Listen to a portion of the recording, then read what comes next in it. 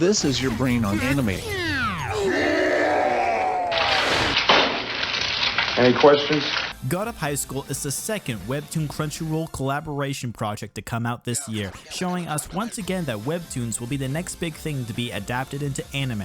Coming hot off the heels of Tower of God, can God of Highschool have a similarly divine introduction into the world of anime? Hello, I'm Zeosphere, and today we'll be going over God of Highschool's story, characters, music, animation, and general fun factor to see if it's worth the watch. Story. For what do you risk your life to compete in the God of Highschool? Money? Strength? Revenge? Wait a second, I think I've heard this before. Yes, indeed, you probably have, as this show follows a similar narrative to shows like Tower of God. In essence, the God of Highschool is a large martial arts tournament held in Korea where the winner gets to have any one wish granted. Here we get to see Mori-jin, an eager fighter that competes in the tournament for the sake of becoming stronger, where he meets friends like Yu Mira and Han Daiwi. Together they all fight in hopes of achieving their dreams, while mysterious forces in the background start to make them move. The story of God of Highschool is kinda hard to explain, as this show likes to keep explanations brief and the fights constant. In fact, we breeze through many things along the way throughout the tournament, from character backstories to world building to why things start to get crazy. If I were to explain how fast the pacing of this show is in a way that doesn't spoil the whole thing, it would be for you to imagine what it might be like if you condensed all of the original Dragon Ball down to just 13 episodes.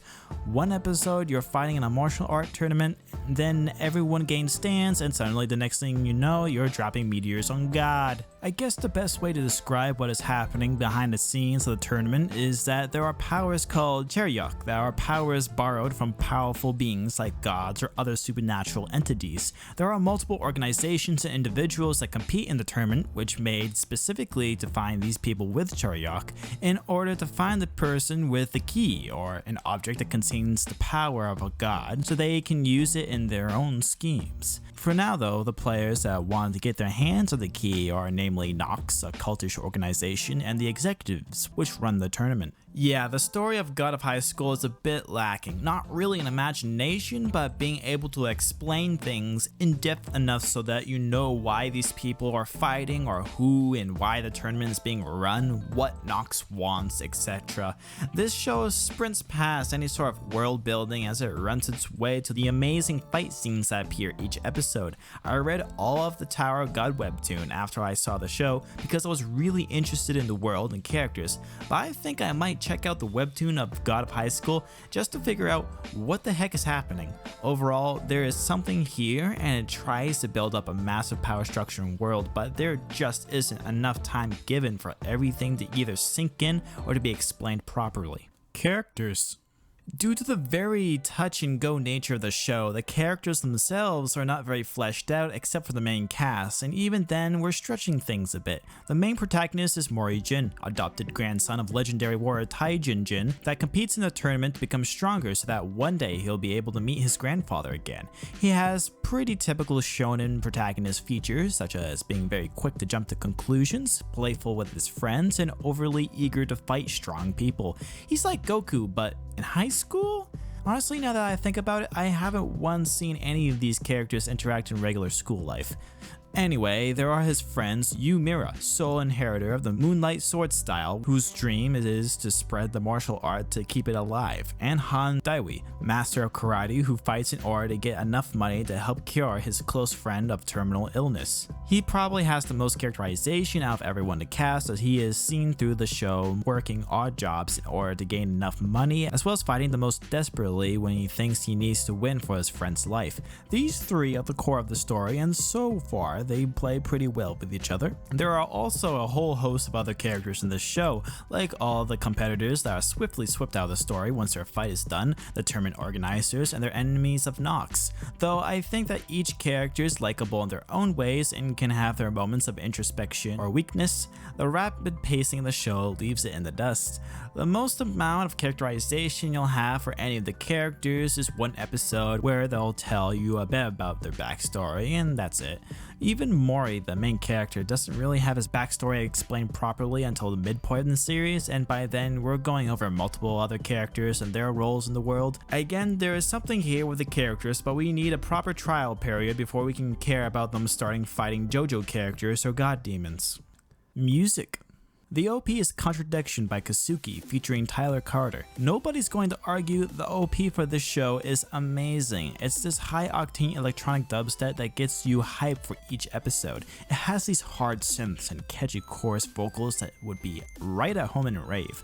Listening to the full thing though, I can't help but think that there should be more to the song besides rave, but it is what it is, and as an OP it's great. The ending is Win by 6. It's a K-pop jam. It's also heavily electronic instrumentation with light keys, crunchy horns, crispy drums, and catchy vocals. As far as full songs go, I like it more than the OP. The background music though is some of the finest in recent anime. If it wasn't obvious enough with the OP and the ending, the entire soundtrack is very electronic inspired. From the get-go, you'll hear from the setting it's very intense and modern with many synths, electric guitars, clean piano and strings. A lot of the music is high stakes energy, mostly because it's what the show is. In fact, there are a few songs like Friends or Monkey King that has super strong Musei Run vibes that just add to the spectacle. Whenever the OST is officially released, it would definitely be worth a look into. Animation. The animation is top tier. That's all. Okay, but really though, I need someone to tell me what shows are better animated than God of High School, because I'm failing to see any modern shows that even come close to the amount of astonishing beauty and crispness in the fighting choreography in the show. The hand-to-hand combat is brutally brilliant to watch, and the effects are out of this world. The characters and the motions and the designs, they're just all great. The fact that this show is 90% fighting is definitely a hindrance on one spectrum, but a boon on another, and this is it. I'm firmly believing that this show is just a giant flex by Studio Mappa to get us riled up for Attack on Titan final season. Okay, the animation isn't perfect since we still have to deal with the CGI cars, but that is pretty much excusable as it's rare to see, and when we do have it, it blends in well enough. But really, that is the only nitpick that I can even attempt to complain about with God of High School. This is something that will captivate you with a peak of shonen animation. Fun factor. Do I need to ask you what might happen when you sacrifice story and characters in order to maximize fight scenes with stellar animation and a plot that infinitely escalates?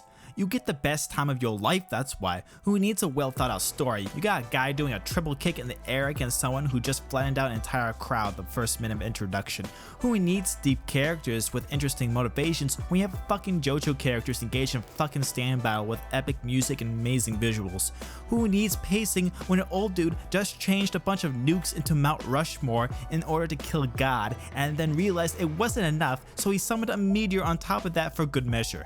Alright, sense need not apply in order for you to have a good time. What more do you need to know that you'll binge watch the entire series unconsciously as you witness pristine fight scene on top of ludicrous scenarios? You will have a good time watching this, I can guarantee you that. Do you watch Dragon Ball for the engaging characters and impressive story? Of course not. You watch it for the awesome escalation of two aliens duking it out with space karate and lasers.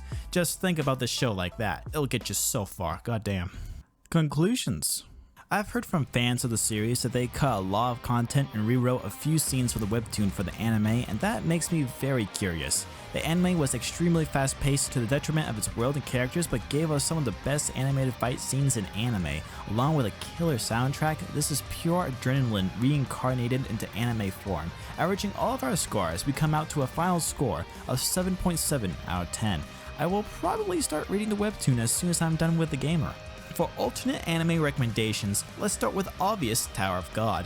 They might hold similar narrative end goals, but Tower of God likes to immerse you into its well-crafted world and characters, as well as being an equally amazing webtoon to read. For something not so much associated with webtoons, how about every single popular shonen anime in existence?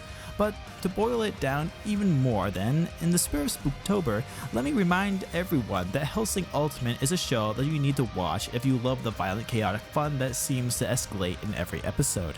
With that being said, I'm Zeosphere, and thank you so much for 100 subscribers. This is a huge milestone for the channel, as since we have only been making videos since April of this year. So please, if you enjoy what I do, please subscribe for more seasonal anime reviews and join the all new Discord where you can talk to me and your fellow degenerates about anime or the channel.